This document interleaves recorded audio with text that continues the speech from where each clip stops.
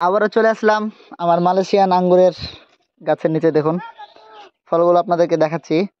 এই থোকাটা প্রায় প্রায় হাফ কেজির ওপরে হবে। অনেক আঙ্গুর ছিল, আসলে খাওয়া হয়ে গেছে। এগুলা আধা পাকা হয়ে আছে,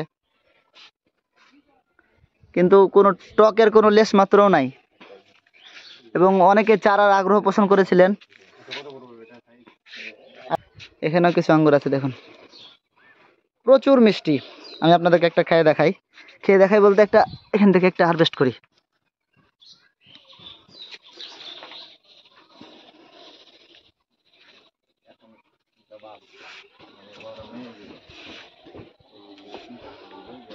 ভিতরে সিড আছে একটা অথবা দুইটা, কোনোটাই আবার নাই।